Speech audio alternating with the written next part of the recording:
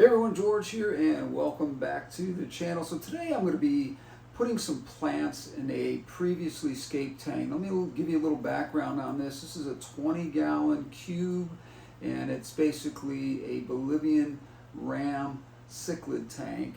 And what had happened is I had planned on having these plants come and be here at the same time I was doing my hardscape, the wood, the substrate, and the rock, which in this particular tank is dragonstone. And what had happened is the plants got stuck and mired down in this weather and did not get here on time. They were actually sent back to the supplier and then resent out to me, but I had already scaped this tank in anticipation of moving these fish over because I had more fish coming. It's a long freaking story, but the bottom line is I want to show you how to plant a tank that has previously been scaped already, and which is not unusual, but what I mean by this is a tank that's already got fish in there because it's a tank that's been cycled for a long time and it was ready to go, and I had no place to put these fish, so they've been in here without any plants. So today we're going to go ahead and set up the tank to have some plants in it. We're going to be working with anubias, we're going to be working with different kinds of ferns, and we'll go through all of that as we're setting up the plants in this tank. Thanks for joining me. Let's get to it in just a second. Be with you in just a second. We'll be right back.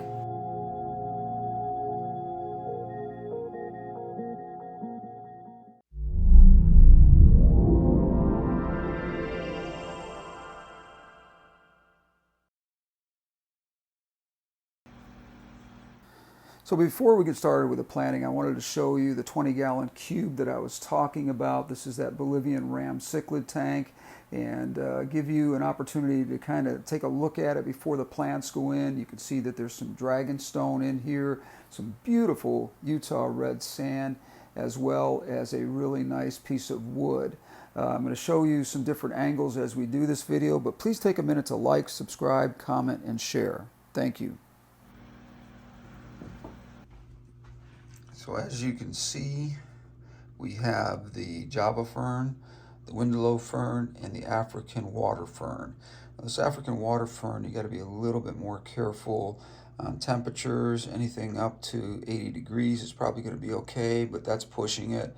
Try to keep it around 77 degrees, which is exactly where our tank is that we're going to be working with here, which is a 20-gallon WATERBOX Cube, and I'm preparing that right now. At this point, I've determined where I want these to go in here, and we may have to move them around a little bit. I don't think I'm going to have to, but we're going to start working on our different anubiases, which basically is what this whole thing is going to consist of, is different types of ferns and also different types of anubias. And we'll go work on those now and see which anubiases we decide to put in here.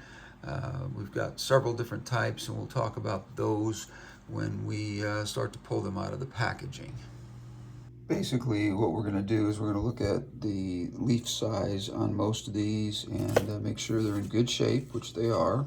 And then we will get them out of the packaging here, wet them down really good, and use the smallest leafed ones around the very base of the aquarium. And we've got mostly small plants anyway, but there are some that have a little bit more pointy leaves and whatever, but the rounder, more smaller ones we're going to use at the base of our scape. Sometimes as you're getting these out of the packaging, you'll find that you have actually two smaller plants. And there you want to rinse all of the packaging material off here, the jelly and whatever else comes with it. And make sure that that's not getting into your aquarium. In this case, we've got two smaller plants, which is kind of nice because it gives us a couple of different opportunities to place this in different areas in the tank, and we'll go ahead and do that. People may use use tweezers for something like this, but basically I'm just going to be using my hand because I can get a feel for where I want these plants to go just a little bit more, and that's very helpful to me. So I'm identifying a couple of areas down in here where I think some of these smaller anubias can go, and back in here as well. And we're going to try to go for that area right there first. Let me see how this works out.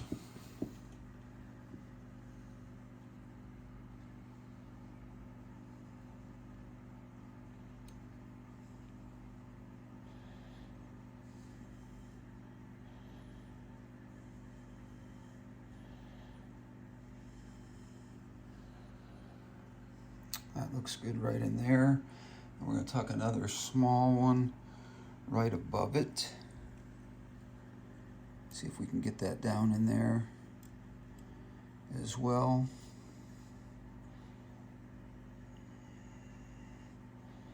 Get it to sit the way we want it.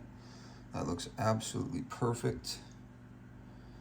And then we're going to go to the back side here and work our plants into this area here. Again, you may have to play around with them a little bit to get them where you want them. It's not going to hold, so we want to find another place for it that will hold that plant.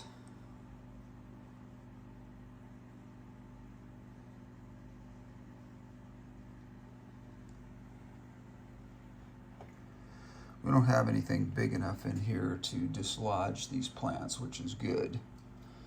We want to try not to do that. So we're going to work our way back into here again.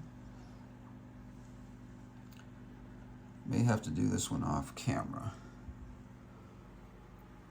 So I've got these pretty much where I want them. I'm looking in these areas here to see where we can put a few more plants, because we want to make it as dense as we possibly can in the areas that are available to us. We don't have a tremendous amount of area in this particular rock formation, and then we're going to have to come from this angle here and see where we can maybe do some more, like right up in this area here. There's some good places to wedge stuff, and along the edge here, as you can see.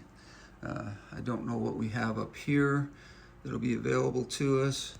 We'll just kind of have to go along and see what's available and what's not, and kind of go from there. But we've got a lot of little areas down in here, and this area here seems to be a really kind of natural place to put some of these plants. Now we may end up using some of these plants along the wood, and that would mean tying them on or gluing them on. Particularly on wood, you're not going to get super glue to stick very well, so you're going to have to tie them on pretty much. So let's see where we go with the next ones. Like I said, the rest are anubias, and we're just going to have to see where the natural flow takes us. This looks pretty good from this angle. You have to kind of look at all angles and say to yourself, you know, where do I have a natural place to put another plant?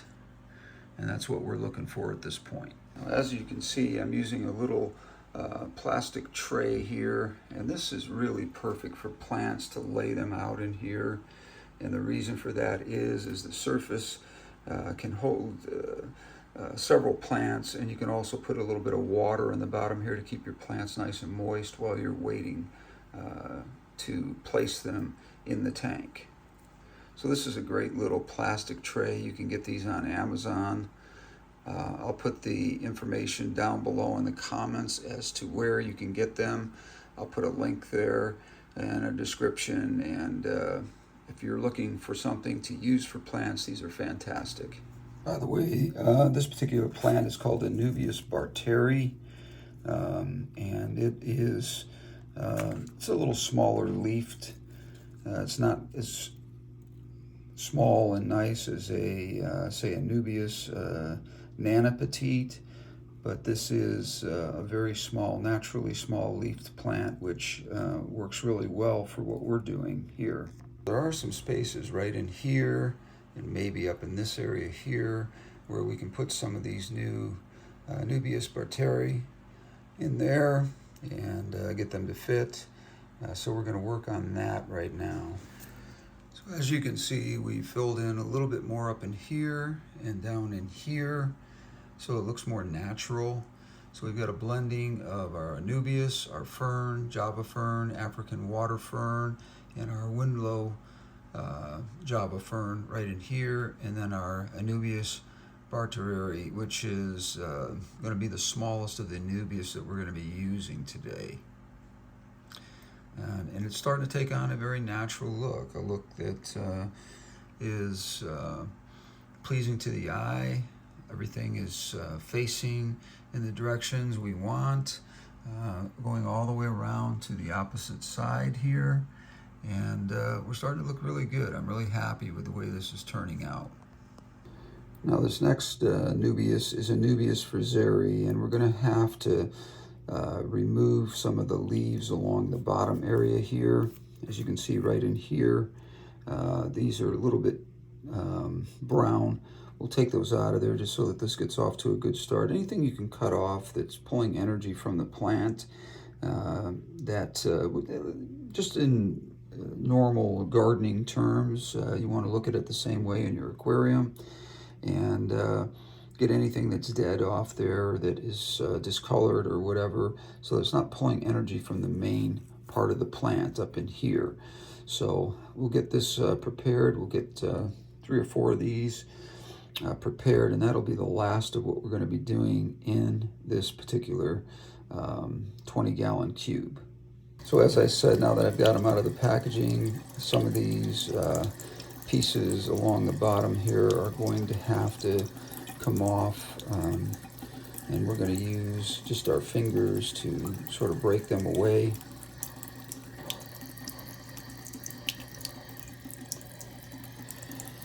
I've gotten that piece off there. It looks pretty good. I don't see anything else on here that's terribly brown or discolored, and we'll go ahead and use these and see where we're going to place this. This is that Anubias friseri. I hope I'm saying that right, but that's the way I've always said it. Hopefully that's correct.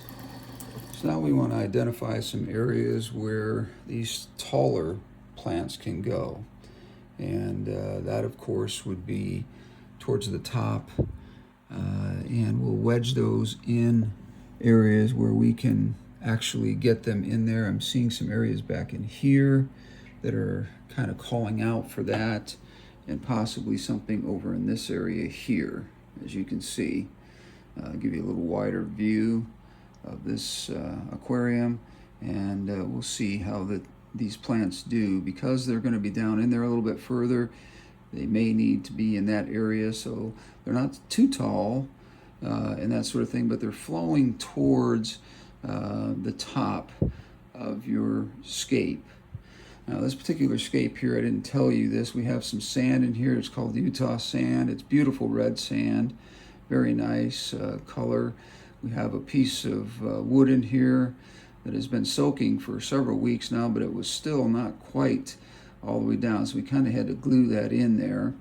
And then we also have some dragonstone that's got a little bit of a red hue to it, as you can see, and that has made for a really nice contrast with the sand at the bottom, because there is just sprinkles of red in this, and there's also some grayish, greenish areas in the stone as well.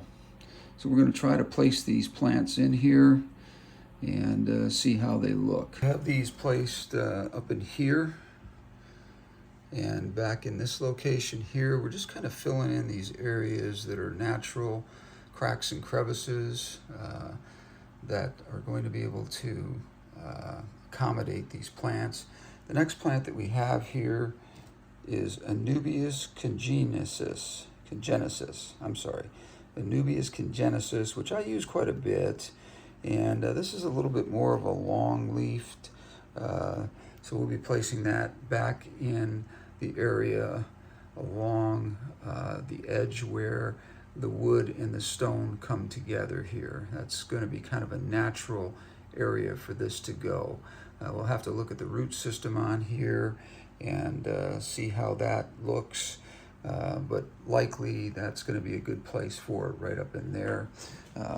We don't have a lot of room. I want to leave this natural cave here for things like plecos and that kind of thing to go, and see how that works out. But those just have kind of a natural cave-like look to them, and I think that's appropriate for letting these areas be open and not have any plants in there. We might try to put something in the entranceway that would be right down in this area here. And this rock is very small and movable, but we can do it in a way that wedges the plant in there, and we're going to try to do that on this next one here. So we have placed this in here, right in this natural cave-like entrance area, but I did disrupt this a little bit. So what I usually do is take like a turkey, it's not a baster, but it's something that you use to move the sand around. I think these are fantastic for doing that. It just keeps everything nice and flat. You can get in little nooks and crannies with this, and even the sand out in these areas, and just make it look very natural, like we haven't even disturbed the area. And that's kind of what we're looking to do, is just have this very natural, very undisturbed, have a little bit of the sand maybe going up on the rock so it looks like it's always been there. That's kind of what we want with these island type planting situations. Now we need something up in the front, up in here, up in this area. And we're going to try to get another piece of this in here, and that really will be about the end of what we're trying to do with this particular scape. Other than that, I think we look pretty darn good. I'm looking at all different angles. I don't see where we've missed any areas that are really calling out for more plants. I think we've kind of compacted everything in. When we're done, we're going to go along and we're going to kind of just push everything in a little bit, because most of this is just, like I said, wedged in between the rocks, and it's a very, very natural look. It looks as though these plants may have just decided to grow here, basically, and it hides a lot of the areas where the rocks come together and makes it look like it's just one big rock, which is really what we're trying to achieve here.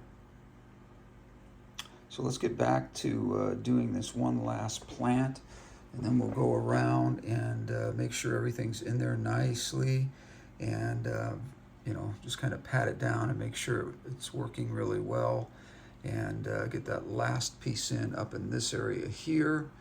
And let's go from this angle here, but this area up in here, we're going to try to wedge something right in here that is longer flowing, because you want to have the longer flowing stuff going with the direction of the wood, just so it looks very natural. So these last two plants, as I suggested, we're going to try to use up in that area along the front of the scape where we have a natural flow towards the wood, and see if we can get them in there without having to trim some of these roots off. Now sometimes you have to do that, but these are also very nice for anchoring your plants in really well. So if you can incorporate those roots in there, you want to do that without trimming them.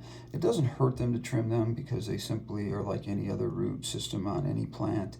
They will do just fine. But if we can, we're going to try to get these guys in there in a way that makes it look very natural, and we'll go from there, see how that looks. So there you have it, my friends. We have completed all we're going to do with these anubias varieties and the ferns. We've left this natural area here, which is kind of a cave area. You can see it from this angle, a natural cave area, and also you can see it from this angle, a natural cave area. But we've really done as much as we can with this as far as putting all of these plants in here without any glue, without anything except for wedging them between the rocks and the wood. The only thing left to do is put some mosses up on here, which I have coming. We'll make a video about that. Those will basically have to be tied on to the wood with a cotton string that as they start to stick, that cotton string will, as long as you don't have any nylon in it, you have to be extremely careful not to pick something with nylon in it. If it's 100% cotton, it will rot away as the mosses hold on to the wood by themselves and leave a very natural look there. And let's come around here and take another view of this, another angle at it, and you can see that all the different anubiases that we used, that's anubias barteri down at the bottom here, and that is the smaller leafed. This is also that right there, but these are the smaller leafed anubias that we were using for this particular scape, and I think that they look very natural along the bottom here. And then we have our ferns in here, which are the Windallow Java fern and the regular Java fern, and then the African water fern, which is up in this area here. It's being hidden a little bit by the leaves of this particular anubias here, which is Anubias farreri, and that will, as it grows, naturally move in the right direction. The light is very much a low light situation here. It's not very bright. It appears brighter than it really is, and that's simply for videoing purposes so that you can see what's going on. But we also have up the top here the Anubias congestion, which is another sort of longer leafed plant, but those look very natural as they go along this flow in this direction. I may tilt those a little bit with my hand later on just to kind of give them a more natural flow look to them, but those are just minor adjustments that we'll make after this video is gone. I hope you enjoyed this and give you a little bit of idea on how to create a video of basically how to plant an island type scape, which gives you the opportunity to just wedge plants in between rock and stone and wood, rock, stone, or wood, I should say, and using nothing except for a little super glue when necessary for the rock areas.